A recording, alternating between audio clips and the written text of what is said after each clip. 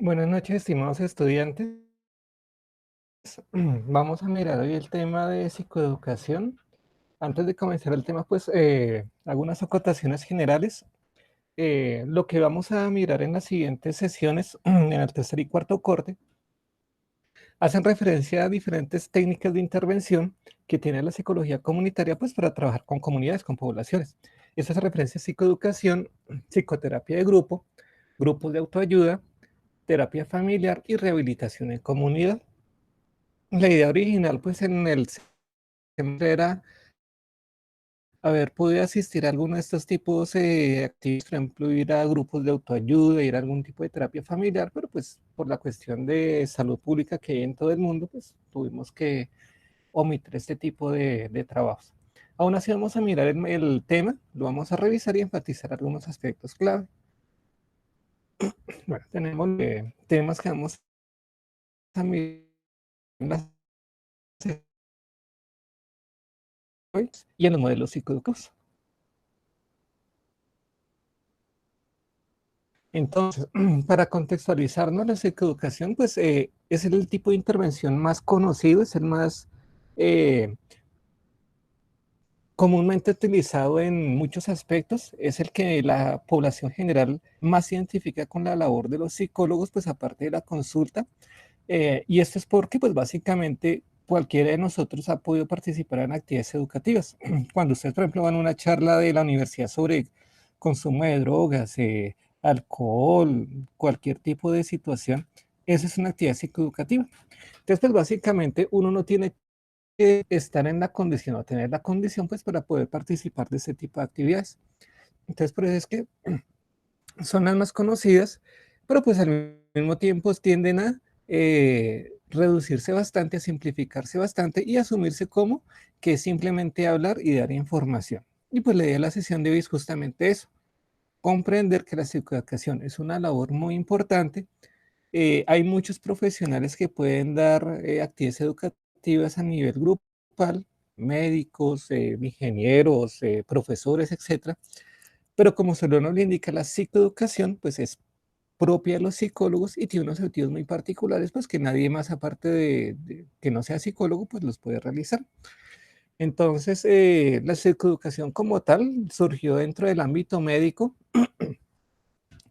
Resulta pues que durante mucho tiempo muchas de las enfermedades crónicas pues no eran tan efectivamente tratables. No era muy probable que la gente cuando le diagnosticaban una enfermedad de las que denominamos crónicas, por ejemplo cáncer, eh, pues se le diagnosticaban ya cuando se lo diagnosticaban era porque tenía la enfermedad ya más avanzada y pues los síntomas que aparecieron pues ya era simplemente como una fase muy avanzada del trauma que estaban viviendo. Entonces, pues era muy probable que la gente muriera y pues básicamente no, pues no era mucho lo que se alcanzaba a hacer con ello.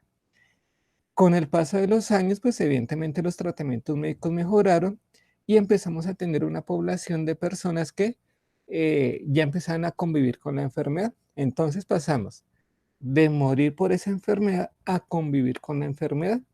Y es ahí donde las personas empezaron a tener muchas dudas en relación a lo que estaban viviendo, muchos mitos, muchas prácticas. Ejemplo, tomar noni me va a prevenir el cáncer o me va a prevenir, curar el cáncer. Son cosas que uno empieza a escuchar y que la gente empieza a hacer porque pues básicamente tienen toda una vida para ensayar muchas cosas. Entonces, a raíz de esto, pues muchos de los profesionales que trabajan con los pacientes empezaron a hacer actividades educativas pues para eh, resolver estas dudas, orientar mucho mejor a sus pacientes y en ese sentido mejorar su calidad de vida. Debemos comprender que en ocasiones la consulta médica individual de médico-paciente pues no es suficiente a veces para resolver dudas. A todos de pronto nos ha pasado situaciones similares en donde tú vas a la consulta médica, tienes dudas sobre alguna situación que tú le quisieras preguntar al médico, pero bien sea por el tiempo, por la forma en que se da la relación tuya con el médico, por la forma en que te responde, pues simplemente no se resuelven las dudas y pues tú te las quedas pues contigo y pues las buscas resolver de otra forma. Entonces, lo que se busca con este tipo de actividades psicoeducativas es darle un espacio para que la gente pueda preguntar y resolver todas las dudas que pueda tener. Bueno, eh, como lo hemos empezado a delimitar un poco, y como la misma palabra lo dice, la psicoeducación es una actividad educativa dada por psicólogos. O sea, no es solamente educación, no es una charla educativa, sino que es psicoeducativa. ¿Y qué es lo que busca estas actividades psicoeducativas dadas por los psicólogos? Proveer información que motive y ayude a las personas a adaptar prácticas y estilos de vida saludables. Lo hemos enfatizado en muchos aspectos, en muchas clases, pero pues en esta sesión la vamos a enfatizar un poco más en un par de diapositivas. ¿Qué es lo que hace un psicólogo con las personas que asisten a ese tipo de actividades? Busca dos cosas. Uno, fortalecer sus capacidades, que ellos mismos empiecen a conocer. ¿Para qué? Para afrontar mucho mejor las situaciones que están viviendo, por ejemplo, alguna enfermedad, que la puedan afrontar mucho mejor y que desarrollen conductas mucho más adaptativas. Es aquí donde ya empezamos a encontrarle sentido a el enfatizar estilos de vida saludables, en donde los vamos a entender cómo que la persona se logre adaptar a su enfermedad, aprenda a convivir con ella y pues digamos, en la medida de lo posible, pues pueda tener un estilo de vida lo más ideal posible a lo que él busca. Lo que decíamos ahorita, ese tipo de actividades psicoeducativas no solamente van dirigidas a grupos específicos, sino que va a toda la población en general. Entonces, digamos que de todos los tipos de intervenciones que hemos terapias de familia, ese es el que es más abierto a toda la población y por eso es el más conocido pues, de todas las intervenciones. Bueno, esta es una parte clave, pues en la cual sí voy a hacer un poquito más de énfasis. La psicoeducación la brindan principalmente psicólogos. ¿A qué voy con esto? En ocasiones, por ejemplo, podemos ver nosotros en la calle que hay gente que nos invita a centros de rehabilitación porque, por ejemplo, dicen, es que yo fui consumidor de cocaína durante muchos años, viví en las calles, tuve muchos problemas, me metieron a la cárcel, pero ya me recuperé por cualquier razón y ahorita ya no soy adicto y ahora yo tengo mi propio centro para rehabilitar a otras personas y yo los quiero ayudar. Entonces, digamos que hasta cierto punto, la experiencia que ellos tienen, sus historias de vida son válidas, se reconoce que tienen muchos elementos que podemos rescatar, pero les falta un aspecto clave y es el conocimiento teórico psicológico. O sea, es el conocimiento de cómo funciona y cuáles son los procesos que subyacen a la conducta humana, procesos cognitivos, procesos neurológicos, procesos sociales, culturales, del desarrollo, de aprendizaje, eh, aspectos de condicionamientos, aspectos de la propia historia de vida, que van a influir en que una persona logre afrontar más exitosamente algún tipo de enfermedad o de situación. En este caso, por ejemplo, las drogas. Entonces, ¿qué es lo que ocurre? Las personas que, por ejemplo, se han rehabilitado, familiares de personas que han tenido pacientes con algún tipo de enfermedad, pues evidentemente al convivir con esa situación durante muchos años, adquieren una gran experticia, un gran conocimiento y lo que buscan es transmitir esa experiencia a otras personas. Lo que ocurre es que no toman en cuenta variables que hacen que la experiencia de esa persona sea muy diferente a la experiencia mía. Y es lo típico que empieza, por ejemplo, a escucharlo. Es que fulanito solo supo superar, pero sultanito no. Y la gente no empieza a entender por qué a mí sí me resultó y a la otra persona no. Y se empiezan a ver o argumentar situaciones como de que tuvo falta de voluntad, es un poco más débil emocionalmente, es que es más irresponsable, cuando no, hay muchos factores psicológicos que influyen en el comportamiento y esto es lo que nos diferencia a nosotros de las demás personas que tratan de dar este tipo de psicoeducación. Formalmente los psicoeducadores pues, tienen que ser psicólogos de formación porque nosotros comprendemos los procesos subyacentes a la conducta humana. A partir de esto, ¿qué es lo que buscamos cuando compartimos los conocimientos psicológicos. Obviamente uno en la charla no le va a hablar de autores, de teorías, sino que saca a colación la información más relevante para ese grupo de personas. Lo que uno busca con ese conocimiento teórico es que la persona se conozca mucho más, desarrolle más procesos de autoconocimiento en las tres esferas principales: cognitivo, emocional y conductual. Evidentemente hay muchas más esferas sociales, culturales, familiares, etcétera, pero inicialmente la psicología es una ciencia individual y pues básicamente vamos a enfatizar el que la persona reconozca la forma en que piensa, eh, eh, analiza situaciones ligadas a su situación, por ejemplo, la enfermedad, reconozca sus emociones y reconozca cómo ha cambiado su comportamiento y por qué sus conductas se mantienen actualmente. O sea, es ese análisis funcional de la conducta que no que si la gente hace las cosas, pero o no se da cuenta de ello o no sabe por qué no las puede evitar hacer, etcétera. Por ejemplo, yo sé que fumar es malo, pero no lo puedo dejar de hacer. Pues, evidentemente no es fuerza de voluntad, no es responsabilidad, sino que, por ejemplo, de fumar se mantenga. Entonces, así para los conocimientos teóricos es generar autoconocimiento de las personas, herramientas en este caso su calidad de vida. Esto así se ve muy sencillo, pero ¿cuál es el error? Que muchas personas, incluyendo a muchos de nosotros los psicólogos, somos psicoeducadores y pensamos que eso consiste en enseñar técnicas y ya. Y omitimos toda esta partecita, omitimos los conocimientos teóricos y el desarrollo de autoconocimiento. Me explico. Primero con un ejemplo no tan dramático. Por ejemplo, hay un chico que tiene problemas en el estudio, o sea, digamos que no comprende muy bien muchos temas y se ha encontrado que tiene déficit en habilidades de estudio.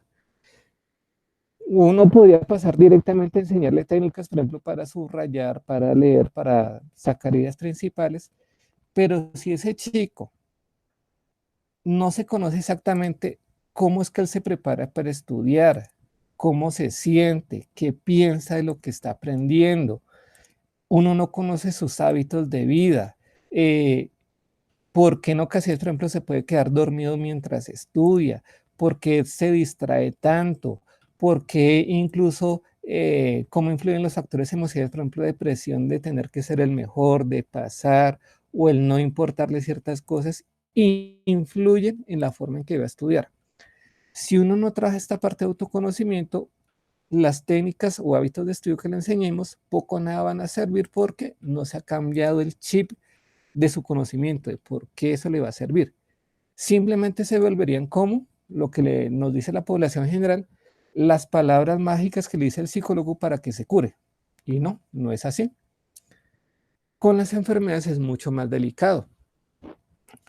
En ocasiones, por ejemplo, uno puede tener una persona que está en estado de depresión, de ansiedad ante un tipo de enfermedad, etcétera, y no consiste únicamente en darle técnicas para que maneje la ansiedad, no es simplemente decirle, no, es que usted tiene miedo a los tratamientos con cáncer, entonces vamos a hacer aproximación sucesiva o una terapia de choque. No, esa no es la idea.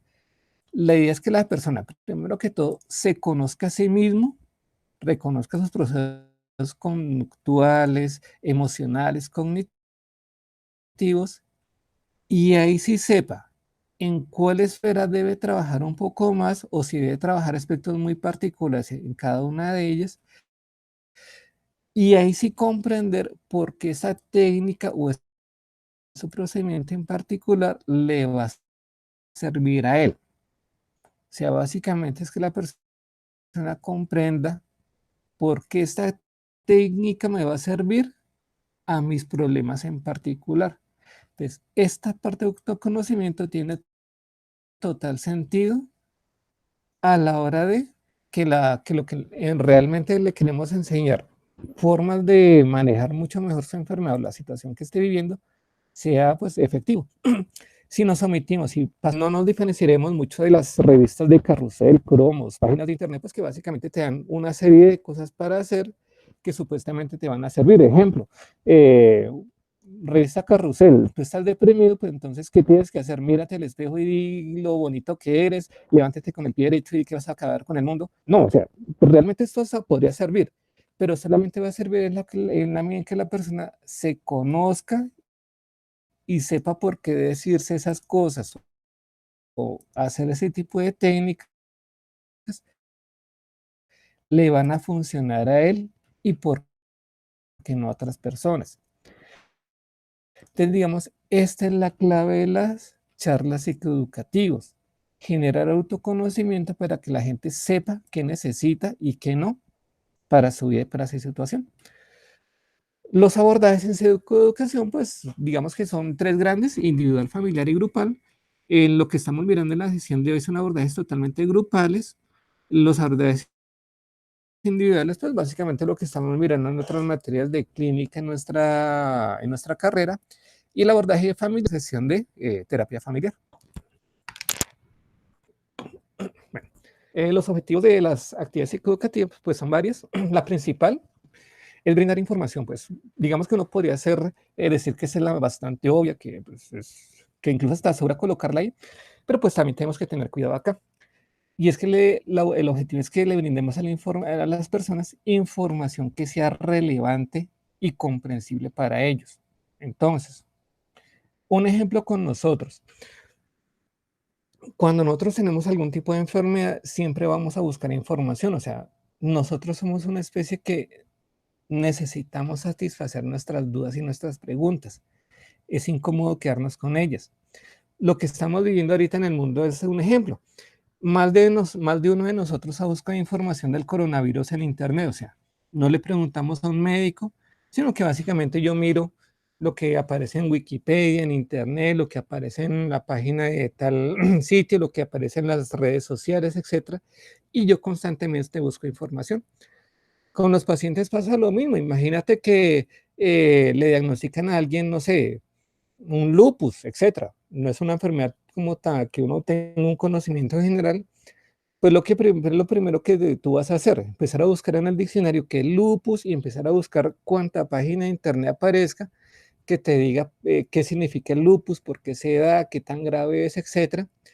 Y entonces ahí donde las actividades educativas tienen total relevancia en brindar información. Uno, porque la gente no sabe buscar información. O sea, básicamente, entre comillas, tragan entero todo lo que leen y empiezan a generarse mitos y creencias en torno a las enfermedades y en torno a la forma en que se puede tratar ese tipo de situaciones.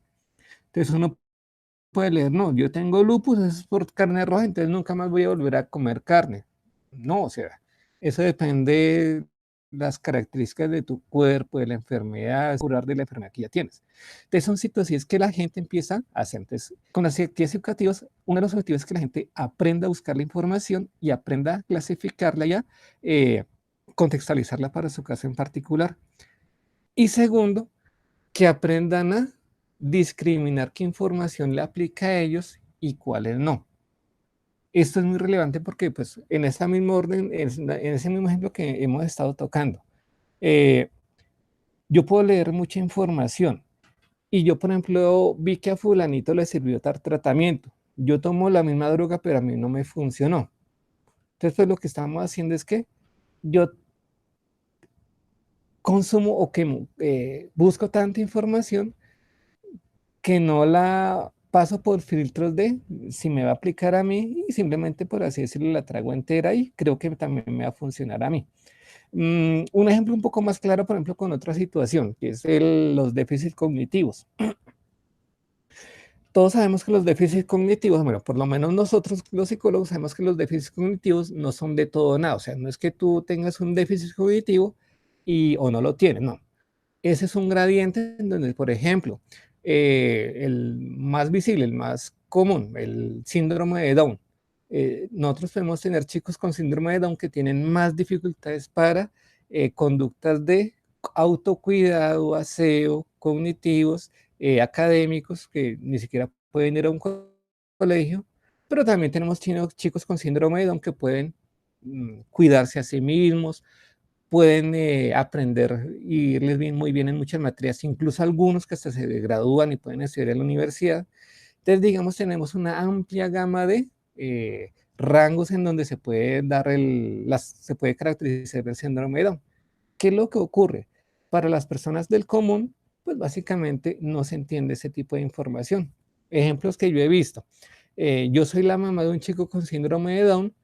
Vi en la televisión que entrevistaron a otro niño con síndrome de Down que se graduó del colegio y ahora está estudiando derecho por allá en una universidad.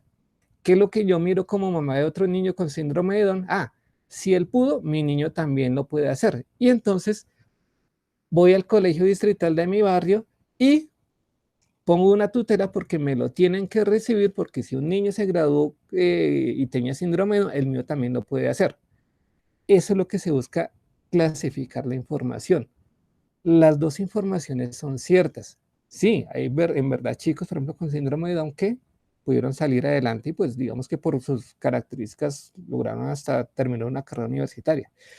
Pero otra gran cantidad no tiene esa capacidad porque su cerebro cognitivamente no da para procesar información abstracta, no da para manejar situaciones socialmente muy complejas y hace que esos chicos pues sean, entre comillas, discapacitados del sistema escolar.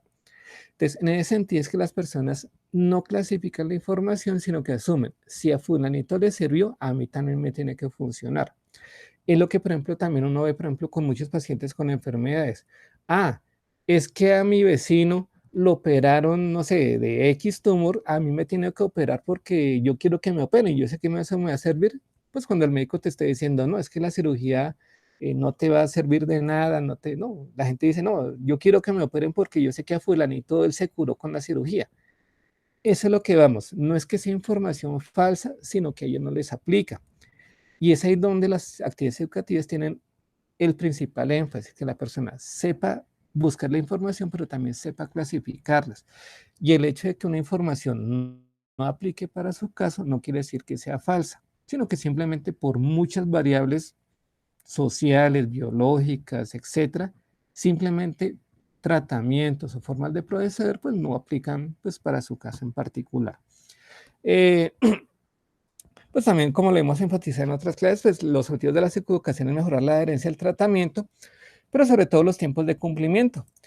En esta vamos a enfatizarle y relacionarle una vez con reducir gastos económicos y evitar reducir las recaídas. Bueno, reducir recaídas se quedó dos veces.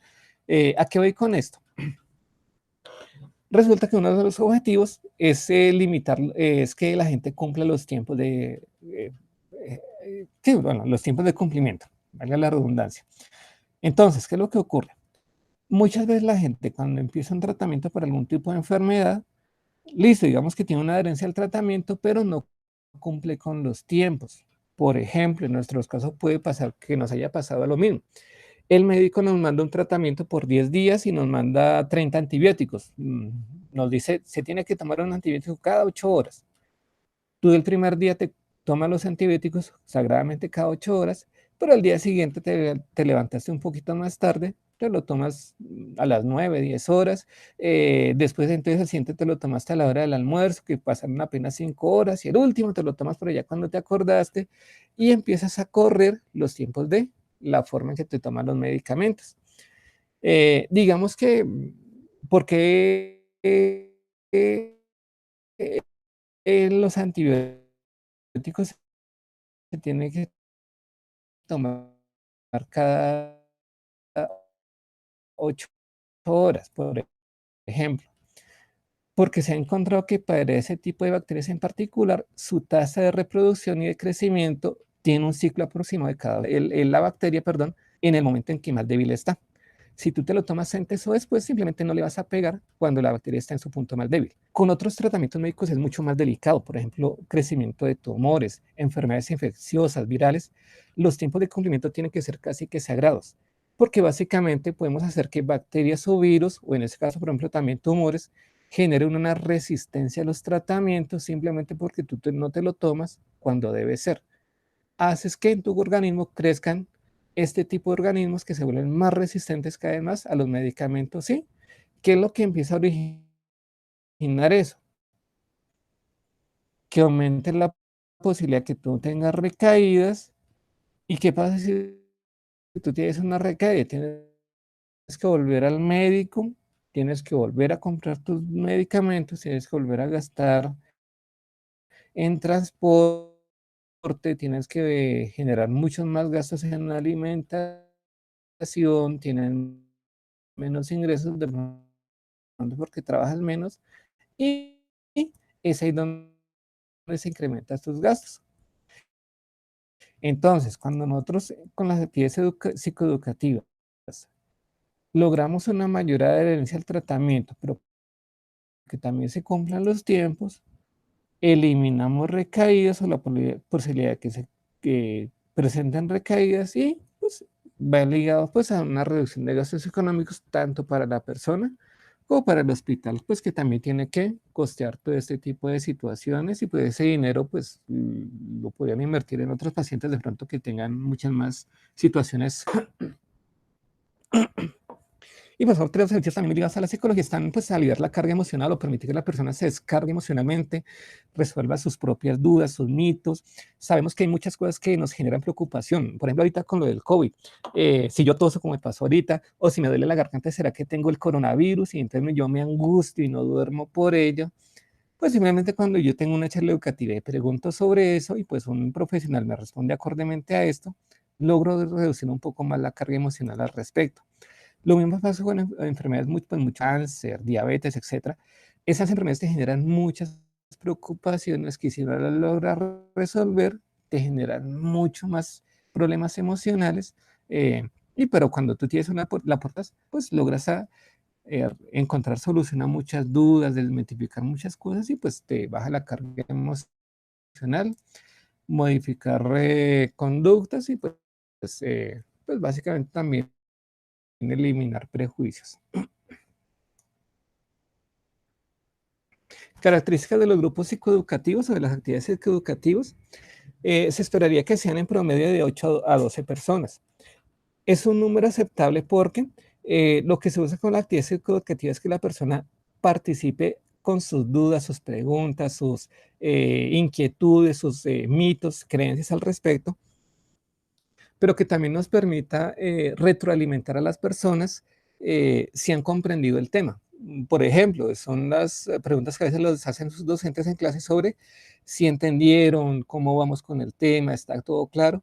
Con las actividades educativas pasa lo mismo, o sea, uno espera que el psicoeducador le vaya preguntando a su público en general, bueno, ¿cómo vamos? Si hemos entendido, y pues obviamente hacerlo con un grupo de 8 a 12 personas es totalmente viable hacerlo con 30, 40 o 100 personas de más, porque pues básicamente no podríamos manejar un volumen de preguntas tan grandes. Segundo, porque grupos de 8 a 12 personas permiten una buena participación, o sea, la gente se inhibe menos cuando hay menos personas presentes. Digamos que muchos de nosotros somos más tímidos, no nos gusta hablar mucho en público. Un grupo de 8 o 12 personas se ha visto que hace que incluso personas tímidas se atrevan a participar un poco más. Entre mayor sea el grupo, mayor es la tasa de inhibición a la hora de yo participar. Ustedes mismos son el ejemplo, de pronto cuando ustedes han tenido clases donde apenas son 10, 9 compañeritos, de pronto participan más a cuando es una clase de 50 compañeros. Entonces, digamos que es, también incentiva la participación. Eh, y curiosamente, el otro extremo, eh, menos personas, 7, 6, 5 personas, pues básicamente no sería tanto grupo psicoeducativo porque eh, es tan pequeño el grupo de participantes que tenemos que, pues básicamente tú das tu participación y ya no tienes nada más de qué hablar. Es lo que a veces también observamos en algunas clases que son grupos tan pequeños. Tengo ya apenas 3, 4 estudiantes, los 4 participaron y ya se acabó el debate ahí. Con los grupos psicoeducativos pasa lo mismo. Eh, el objetivo es que uno resolvieron sus dudas en los primeros 5 minutos y pues básicamente ya no hay más charla. O sea, simplemente ya se pierde como ese debate o es el compartir experiencias. Entonces, grupos pequeños es más bien lo que se trabaja como grupos psicoterapéuticos. Grupos de 8 a 12 personas, pues sí, ya son grupos psicoeducativos. Y digamos que incluso en nuestro contexto colombiano, grupos de 15, incluso máximo 20 personas también no son aceptables. Uno, porque pues digamos que nosotros somos una cultura mucho más habladora, más participativa en comparación a otras. pero pues también por cuestiones de logística, de recursos, en donde pues tú no puedes estar haciendo charlas a cada rato, sino que tienes que optimizar las actividades educativas. Entonces, digamos, un grupo de 20 personas también es perfectamente aceptable para cumplir los objetivos. Se espera que los grupos educativos tengan una duración máxima de 90 minutos, enfatizo máxima de 90 minutos, pero esos no son 90 minutos de solamente hablar, sino que pueden estar divididos, por ejemplo, en dinámicas para presentar, para decir rompehielo, dinámicas para activar al grupo, para generar preguntas. Viene una parte central clave, que es la parte educativa propiamente dirigida por el psicoterapeuta o el psicólogo, perdón, en donde va pues a compartir sus conocimientos en relación al tema, va a brindar toda la información al respecto, y una etapa final en donde las personas a través de actividades o diferentes conversatorios eh, ponen en práctica o retroalimentan al psicólogo sobre lo que han comprendido, sobre la forma en que pueden aplicar esos conocimientos en su vida diaria y pues básicamente se busca es afianzar el conocimiento. Digamos que los 90 minutos pues pueden estar divididos en varias actividades, pues digamos que teníamos una sesión, una que no se pudo realizar cuando suspendieron las clases, que era justamente de actividades grupales como técnicas, pues de presentación, de resolver dudas, etcétera, de evaluación, pues que puede dividirse los 90 minutos. Mm, mm, es recomendable que sean dos terapeutas, uno, porque cuando queda uno solo, pues dos aspectos, uno por cuestiones de forma y otros por aspectos de académicos. Por cuestiones de forma, porque pues básicamente es difícil que tú puedas tener el control de la situación si estás dando la charla, pero tienes que estar pendiente de todo. Eh, en una charla pues pueden pasar muchas cosas, gente que necesita entrar o salir, eh, algo que pasó en el auditorio, alguien que te está, no sé, llamando o haciéndote, como se dice, por el lugar, problemas con el sonido, con la iluminación, problemas incluso hasta con el videobeam, etcétera, que si tú estás solo, pues te toca resolverlos, pero queda el público totalmente desguarnecido. Entonces, de forma dos terapéuticas se recomiendan uno porque mientras el uno está pues, dirigiendo la actividad educativa, pues el otro está como de soporte a todo este tipo de situaciones que se puedan presentar. Pero también académicos porque eh, pues todos nosotros tenemos una forma de explicar, de hablar las cosas. Es lo que se nos olvida, todos tenemos nuestro propio discurso. Pero ¿qué es lo que ocurre? En ocasiones la gente puede hacer que no nos entienda, o sea, eso es totalmente comprensible. Por ejemplo, ustedes con sus profesores, ustedes tienen cada uno de ustedes profesores a los cuales les entienden más los temas que a otros, y eso no es problema, o sea, todos tenemos diferentes formas de hablar y de pronto ustedes a uno le entienden, pero al otro no. Usualmente, ¿qué es lo que hacen ustedes? Le preguntan a algún otro compañero o le preguntan a algún otro profesor para que de otra forma le expliquen lo que trataron de aprender. Entonces, cuando se tienen dos terapeutas, perdón, eh, pues básicamente tenemos dos formas de presentar la información y hace que aumente mucho más la probabilidad de que la gente vaya a comprender el tema. Tres terapeutas o más. Psicólogos, pues digamos, tampoco es tan recomendable porque ya serían muchas formas de presentarse, ya como más una especie de conferencia y digamos que ahí es donde la gente empieza pues también a perderse un poco, o sea, ya tener demasiados discursos hace que la gente se sature de mucha información porque pues cada uno de nosotros quiere dar su, pues compartir todos sus saberes, pero en ese mismo sentido pues llenamos la capacidad de entendimiento de las personas, su memoria de trabajo y pues básicamente no, no se lograría tampoco el objetivo. La única excepción sería que por ejemplo en nuestras sociedades psicoeducativas nos acompañara, por ejemplo, un especialista en algún tema, por ejemplo, un médico, un nutricionista, que nos acompañara un experto en diabetes. Esa sería la única sesión porque ya tocaría temas tan específicos, pues que ya se salen de nuestro campo de experticia. O sea, ya uno no puede hablar de cosas puntuales de medicamentos de diabetes, de cáncer, eh, pero pues digamos que ya tendría un rol muy específico, muy puntual, y simplemente sería como una calidad de invitado, un experto para un tema muy particular y específico. Cuando nos dicen aquí que sea directivo, no se refiere a que sea una charla o una actividad psicoeducativa magistral, como una charla, una de las clases de las que a veces podemos tener, sino directivo en el sentido en que da la palabra a los demás asistentes, toma el control de la situación, maneja los tiempos y, por así decirlo coloquialmente, lo que se conoce, todo, tiene todo fríamente calculado. O sea, es una persona que dirige la actividad, que la tiene bajo control, que actúa con profesionalismo, que da la palabra, que resuelve dudas, que sabe cuándo se debe terminar el debate para poder continuar con otro tema, eh, y que también pues oficia como un experto que desde la psicología te puede brindar información que te puede servir y que te puede ayudar a que te conozcas y a resolver dudas.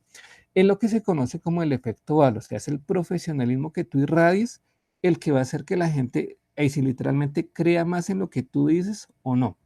Cuando tú vas con dudas, te contradices o no sabes lo que vas a decir, pues básicamente si no vas preparado, pues la gente lo va a notar y pues digamos no se muestra esa directividad que hace que la actividad educativa tenga su objetivo. Y una última recomendación, pues grande, es la utilización de material escrito. Digamos que este material escrito ayuda a condensar la información más relevante y sobre todo a generar esquemas de conocimiento en las mentes de las personas para que ellos recuerden mucho más la información. Lo que nos pasa a todos nosotros, por más chévere que esté la clase, apenas tú sales de la clase se te olvidó casi todo. No porque no hayas prestado atención, sino porque simplemente tu memoria de trabajo se sobrecargó tanto y se requiere mucho tiempo para que esa información pase a la memoria a largo plazo. En el caso de las personas que van a actividades educativas, pase lo mismo. Les decimos muchas cosas, la gente sale, contesta la charla psicoeducativa, pero es muy probable que en menos de 10 minutos ya se les haya olvidado casi todo. El material escrito ayuda a que se consolide mucho más la información, que esta pase a memoria a largo plazo, les ayuda a organizar qué es lo importante, les ayuda a organizar mucho más la información y les ayuda a llevar eso mucho más a la práctica. Es lo que nos pasa a todos nosotros. Por ejemplo, cuando uno les pregunta en clase, ¿qué vimos hace 8 días? Pues cuando tú revisas tus apuntes, te acuerdas y mejora mucho más la ejecución. Aquí también pasa lo mismo.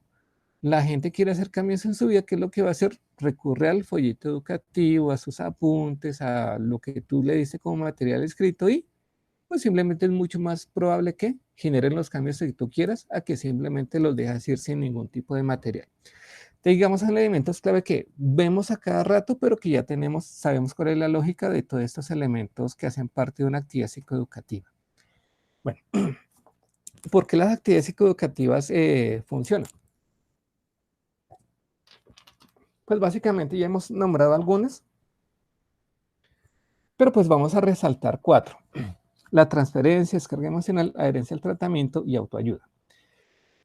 Con relación a la transferencia, pues hace referencia a que se eh, comparten ciertos conocimientos y ciertas experiencias con nuestras personas, pero ellos también a su vez nos comparten sus sentires, nos comparten sus emociones, eh, y en ese sentido, en la medida que se empiecen a sentir identificados con el psicoeducador, como que, esta es una persona que sí me entiende, él sí me sabe orientar, se van generando esas transferencias de conocimiento en donde se adquieren para la persona que está siendo el beneficiario de la actividad psicoeducativa.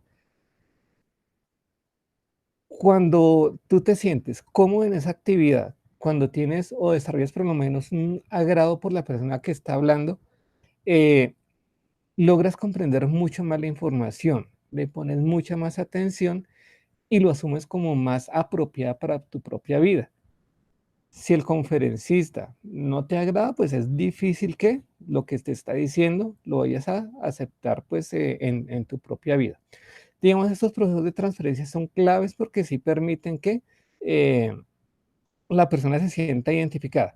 Es ahí donde volvemos a retomar la importancia de mostrar cierto profesionalismo, ser directivos, permitirle a la persona hablar, participar, interesarnos por sus preguntas, y es donde volvemos a tener la importancia de el tamaño de los grupos. Un grupo muy grande, por ejemplo, 50, 100 personas, tipo auditorio, una conferencia, pues digamos, no va a generar tanta transferencia porque básicamente tú tienes un rol totalmente pasivo, la tasa de distracción es bastante alta y es muy alta la tasa de olvidos.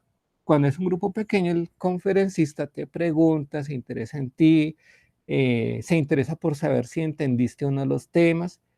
Esa preocupación hace que tú te sientas mucho más agradable y la transferencia de información pues fluya mucho mejor. Digamos, es un aspecto clave que se busca que logremos en nuestros futuros pacientes. Ya hemos hablado de la descarga emocional, pues el hecho de que la persona pueda resolver sus dudas y hablar tranquilamente de lo que siente, sus temores, pues va a ser totalmente clave. O sea, el hecho de que me validen mis temores, mis dudas, va a ser importante. Lastimosamente tenemos muchas familias en donde, por ejemplo, nunca se habla de esos temores. Por ejemplo, eh, al abuelito le diagnosticaron cáncer, entonces uno nunca más vuelve a hablar del tema de la muerte porque no, porque qué pesar con el abuelito, no, o sea, eso es importante hablarlo, o sea, los temores que hay en torno a morir más tarde o más temprano, lo que yo siento, sentir dolor, angustia, problemas muy personales, por ejemplo, con mi familia, con mi pareja, en ocasiones no se tocan porque, pues, digamos, hay como ciertos tabús con algunas enfermedades y con algunos temas. Pues, este tipo de actividades sí permiten que la persona hable libremente y, pues, genere esa descarga emocional. Lo que hablábamos ahorita, pues el objetivo de las actividades psicoactivas es mejorar la adherencia al tratamiento. En la medida en que la persona se adhiera mucho más al tratamiento, pues obviamente las actividades psicoactivas tienen éxito y hacen que pues, la persona, digamos, le vea mucho más valor a participar en ese tipo de actividades. Los que tengan la oportunidad de trabajar en aspectos o en ambientes clínicos se van a dar cuenta que van a tener como un núcleo de personas que nunca se pierden una charla y otros son más como esporádicos. Estos que tienen, que son como los clientes de las actividades educativas, pues usualmente son las personas que tienen mejor adherencia al tratamiento, que más resuelven dudas y que digamos son más participativos y más proactivos en su propia recuperación. Entonces digamos que sí se ha visto esa correlación entre más participes tú en actividades educativas, psicoeducativas, mejor pronóstico del tratamiento vas a tener. Y pues evidentemente, pues las actividades educativas también tiene un componente de autoayuda en donde la persona siente que está haciendo algo por sí mismo, pero también el compartir con otros pacientes que tienen sus mismas condiciones, escuchar sus propias dudas, digamos que tiene un componente un poco de grupo de autoayuda. Entonces, digamos que el reflejarme con otras personas, el hablar con ellos, pues te permite sentir que no estás solo, que tienes un gran apoyo y que incluso el apoyo está, por así decirlo, es un poquito de manera poética en ti mismo. Hay otros aspectos que también sea la misma condición, eso es un factor clave, en ocasiones cuando uno le diagnostica con algún tipo de problemas, pues uno, la primera reacción en ocasiones es no reconocerlo. Ejemplo, si a ti te dicen que tú tienes problemas con el alcohol, pues lo primero que tú vas a pensar es que no, o sea, yo no tengo problemas con el alcohol y lo que hago es ponerme molesto con la persona que me lo ha dicho. Entonces, digamos que las charlas educativas sí permiten que tengas una mayor autoaceptación a lo que tú estás viviendo.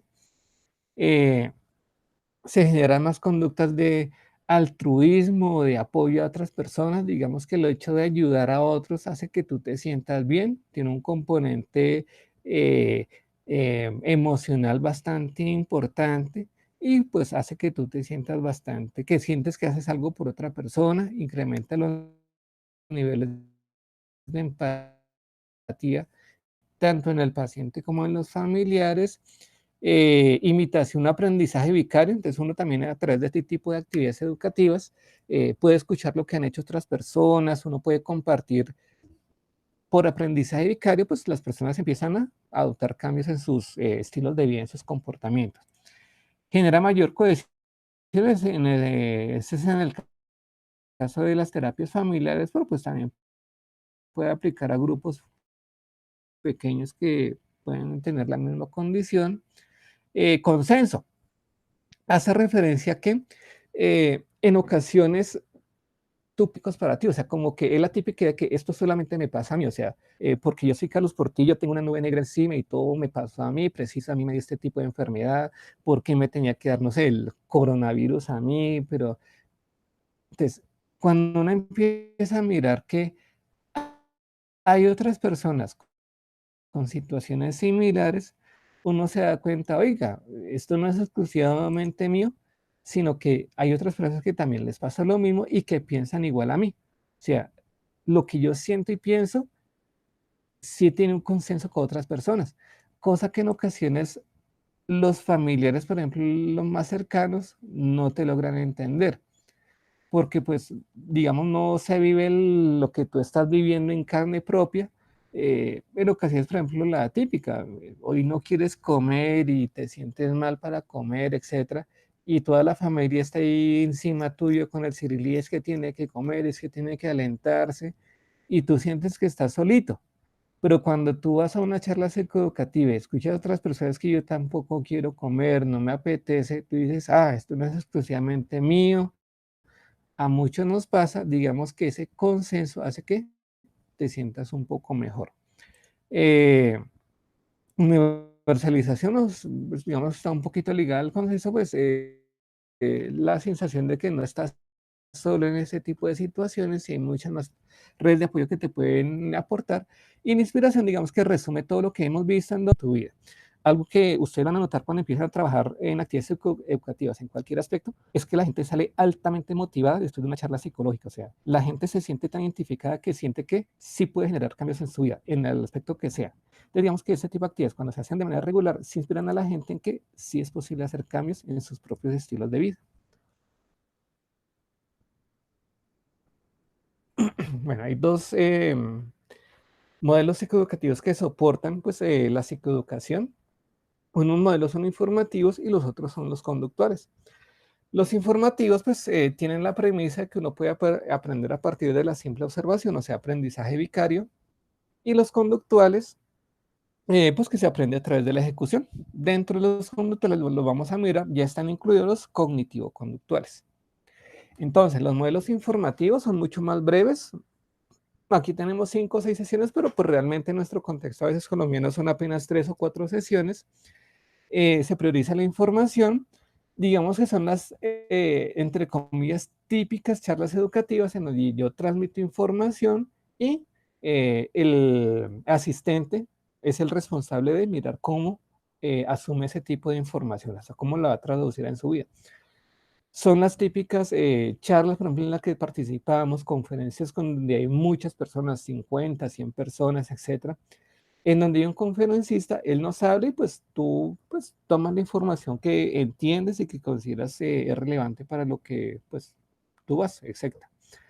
Entonces, esos modelos informativos pues priorizan la información, pero pues como aquí también lo tenemos, la eficacia es limitada porque depende de muchos factores.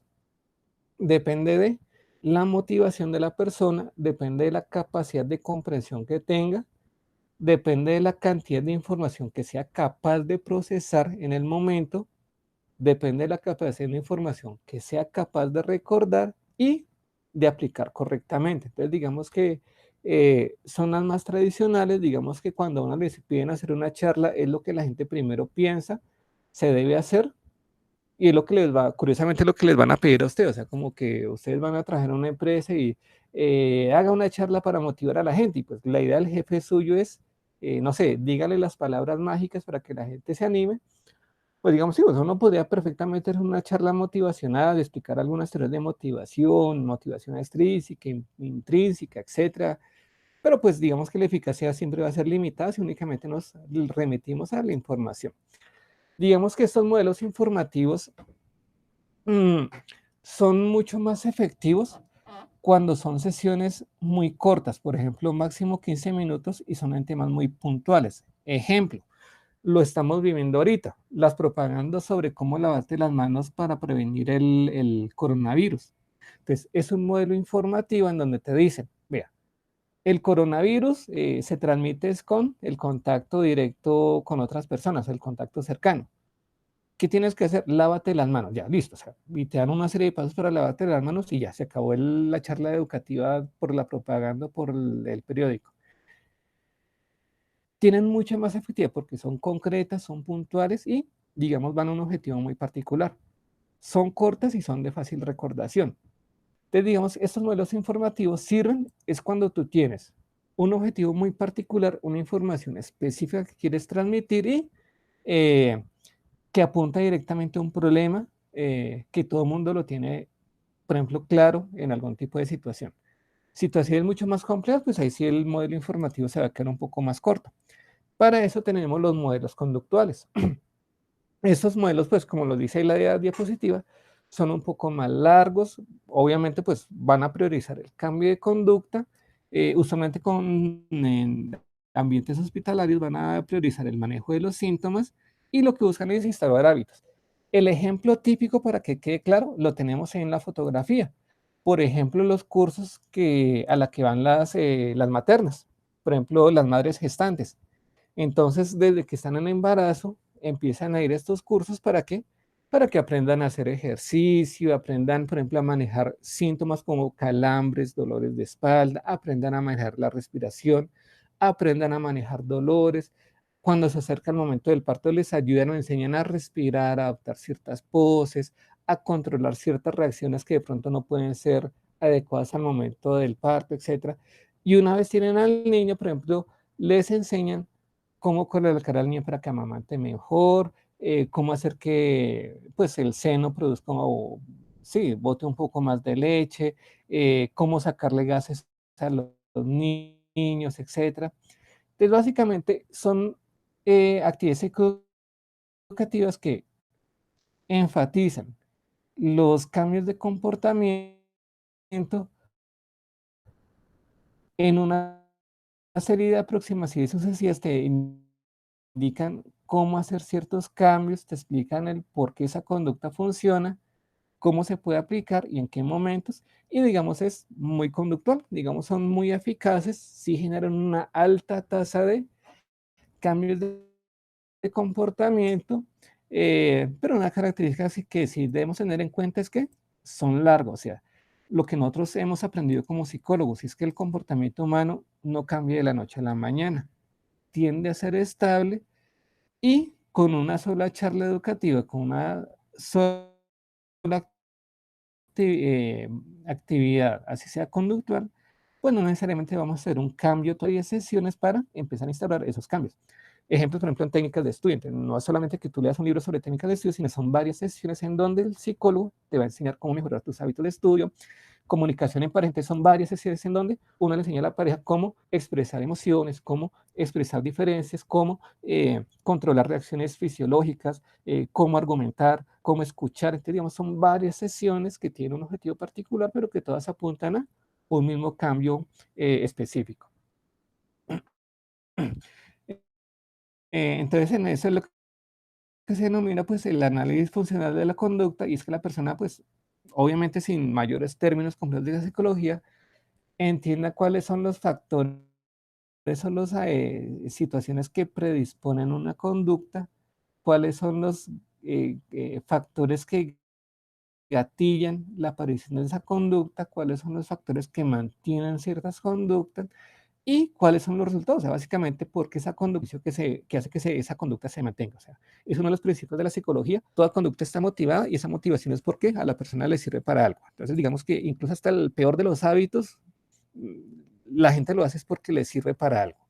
Entonces, digamos que uno, pues en términos mucho más sencillos, le explica a partir de ciertas conductas particulares por qué ocurren, cómo se mantienen y cuál es la consecuencia. Y pues uno empieza a trabajar tanto en los factores predisponentes, en la conducta típica como tal y en observar otro tipo de resultados en este tipo de poblaciones. Modelos cognitivo-conductuales que van a enfatizar un poco más la parte de comprensión y manejo de información en relación a la enfermedad. Lo que vimos en alguna clase, por ejemplo, la forma en que la gente identifica riesgos, lo que estamos viendo ahorita, por ejemplo, con lo de la cuarentena. Ahí vemos, por ejemplo, el típico ejemplo de los modelos cognitivos conductuales.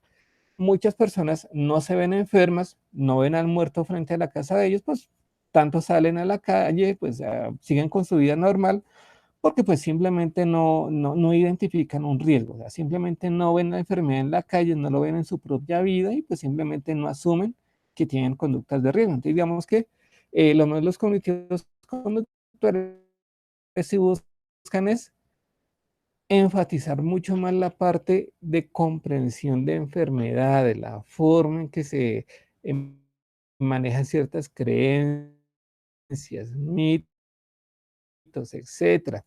Y dentro de la psicología está lo que tiene que ver con el manejo de distorsiones cognitivas, por ejemplo, sobregeneralización, lo que nos pasa ahorita. El hecho de que una persona estornude no quiere decir que ya tiene el coronavirus, ¿no? O sea, simplemente estornudó y pues no hay que salir corriendo cuando alguien estornuda o tose.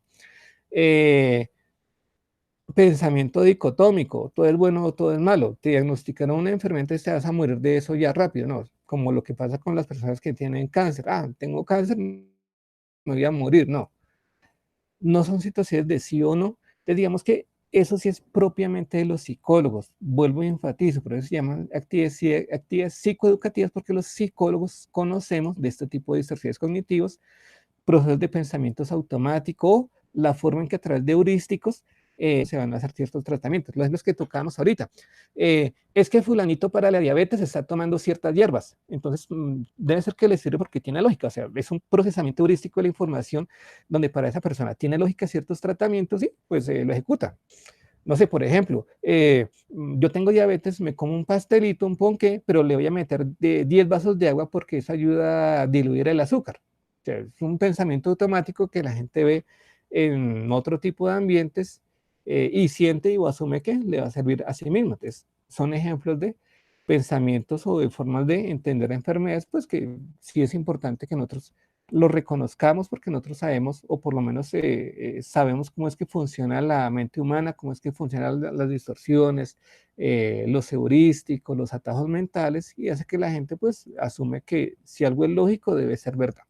Digamos que volvemos a enfatizamos, por eso es que este tipo de charlas no lo puede hacer una persona que yo consumí drogas y ya no lo estoy, yo estuve enfermo de esto y ya no lo estoy, yo fui el hermano de un fulano, de una persona que tuvo esto y conozco, ¿no? Sí, o sea, se reconoce su experiencia, pero si no es psicólogo, pues difícilmente va a poder comprender e identificar y manejar una distorsión, pensamientos automáticos, etcétera. Bueno, eh, otro énfasis, digamos que simplemente lo nombramos porque lo vamos a trabajar un poco más cuando hablemos de terapia familiar. Lo que se denomina psicoeducación familiar es cuando se involucran a más miembros de la familia dentro de actividades educativas, pues para manejar la enfermedad. O sea, la presunción es que cualquier enfermedad, pues uno no la maneja solito, sino la maneja en familia. El ejemplo típico es la diabetes, en donde, pues, no sé, le diagnosticaron al papá diabetes, pero pues el resto de la familia sigue tomando gaseosas y comiendo hamburguesas. O sea, pues, obviamente no se van a generar buenos hábitos alimenticios en la persona con diabetes si la familia no le va a colaborar. Eh, a ti se diagnosticaron, no sé, lupus, etcétera, y pues la familia asume que eso es contagioso y ya no se acercan a ti. Entonces, pues, digamos, son cuestiones que también es importante trabajar en familia porque el solo trabajo con el paciente no va a ser suficiente. La psicoeducación en la familia pues busca manejar el estrés que genera cualquier enfermedad en la vida de las personas. Digamos que en ocasiones a veces el menos estresado es el paciente y los familiares son los que más se estresan. A todos creo que nos ha pasado. A ustedes les pasa algún tipo de accidente si es la familia la que está más preocupada que incluso uno mismo. Entre todos se procura mejorar las estrategias de afrontamiento, eh, evitar la sobreprotección, pues en ese caso es como cuando nos vamos al otro extremo. Entonces, eso es lo que nos pasa. Eh, Mi mami tiene un problema de columna, entonces ya no permito ni siquiera que alce una cuchara del suelo porque está malita de la espalda, y no, o sea, digamos que pecamos es en irnos demasiado en sobreproteger a una persona o en asumir que no puede hacer muchas otras, ¿no? O sea, la psicoeducación lo que busca es que la gente conozca de las enfermedades, la persona qué puede hacer y qué no puede hacer, en qué necesita ayuda y en qué de pronto sí aspectos que requiere totalmente la total colaboración. Pero casi así las familias y especialmente las mamás o las abuelitas se pasan de sobreprotección y pues no permiten que la persona haga literalmente nada. O sea, digamos que ya se pasa de sobrecuidados. Busca también desestigmatizar que toda la familia acepte la enfermedad, que hablen sobre ella, que no sea un tabú hablar de la enfermedad en, pues, en la casa. En ocasiones se pueden presentar obviamente sentimientos de culpa, de que si yo hubiera hecho esto, si no hubiera hecho lo otro, si le hubiera dado de traer otro tipo de comida, si no hubiéramos peleado, pues simplemente pueden aparecer sentimientos de culpa de que yo lo hubiera podido prevenir. eh, digamos que es un sesgo, es un, sí, es un distorsión cognitiva, que es el pensamiento en retrospectiva, y es que la gente asume que hubiera podido haber hecho antes de que hubiera aparecido el problema que tienen, la enfermedad, por ejemplo. Pero no, uno ayuda a entender que no, o sea, es comprensible que todos recordemos lo que hubiéramos podido hacer, pero pues nadie puede ver el futuro, o sea, si uno supiera con qué piedra se va a tropezar, pues uno la evitaría, pero es imposible reconocer eso en algún momento. De lo mismo pasa con las enfermedades, simplemente son situaciones que llegaron en un momento y no nos dimos cuenta por muchas razones, pero eso no hace culpable a nadie. El hecho de hacer o no ciertas cosas, pues no es que tú lo hagas por irresponsable, sino porque simplemente hay creencias o formas de afrontar la enfermedad que pueden generar mejores o peores resultados. Entonces, digamos que los sentimientos de culpa sí es importante manejarlos porque en ocasiones es lo que más se cae dentro de las familias, es lo que genera más estrés y más conflictos y más estigmatizaciones, etcétera. Y pues, bueno, también desmitificar la enfermedad, los tratamientos, tanto en su efectividad, implicaciones o tratamientos que no sean totalmente médicos, sobre todo lo que más pues nosotros trabajamos a la hora de desmitificarlos. Y ya para cerrar, pues recomendaciones, digamos que no son aspectos que son, no es que se tenga que utilizar, pero que sí son, se van desarrollando a medida que se vaya generando, teniendo más experticia a la hora de brindar este tipo de actividades psicoeducativas. Uno, pues, por ejemplo, utilizar el humor, digamos que, pues, todos tenemos nuestra forma de decir cosas graciosas, a veces resultan, a veces no, eso depende del auditorio, de la forma en que lo que tú digas, la forma en la que tú lo digas, pero pues siempre es recomendable utilizar el humor porque el hecho de que la gente se ríe hace que o se oxigene más, vuelva a concentrarse, o sea, es lo típico, o sea, si todo el mundo se ríe menos yo, es porque yo no estaba poniendo atención, entonces hago que vuelva y centro la atención en lo que está diciendo el conferencista, baja la atención, sobre todo, por ejemplo, con algunos temas que son muy densos, cuando se habla de ciertas enfermedades en ocasiones, uno pensaría que no es bueno echar chistes, pero no, en ocasiones sí es bueno reírse. Por ejemplo, bueno, los que ven en ocasiones Estados Felices, este comediante que se burla del Parkinson que tiene, o sea, son cosas amenas de llegar, de tocar el tema y que le permiten a uno, a partir de algo gracioso, pues tocar un tema mucho más serio. Digamos que el humor siempre es recomendable, pero pues digamos que la única forma es que tú te arriesgas a decir cosas chistosas hasta que aprendas a decirlas. Y pues bueno, de todas formas hay que siempre intentarlo.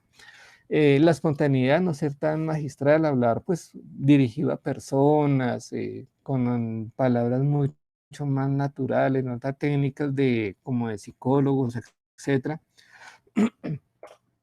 Comparar y emplear metáforas, pues digamos que te permiten a ti hacer un paralelo en tu mente y comprender elementos clave.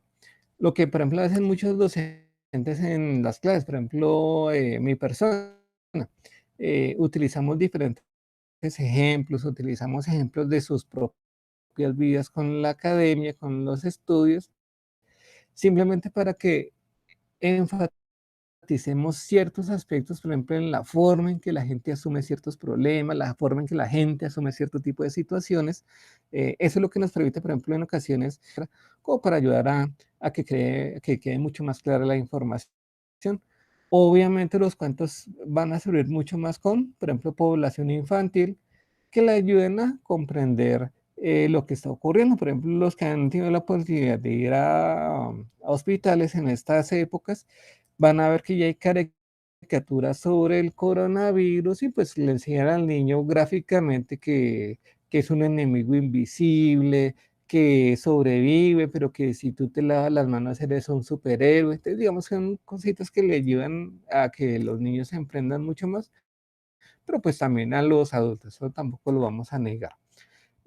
Hacer preguntas abiertas al público sobre temas de cómo creen si es adecuado cierto tipo de situaciones o no, cierto tipo de tratamientos, los asistentes, qué fue lo correcto, qué no es correcto hacer, qué piensas sobre la actuación de un familiar o no. Abren el debate y pues permite que la persona hable mucho más.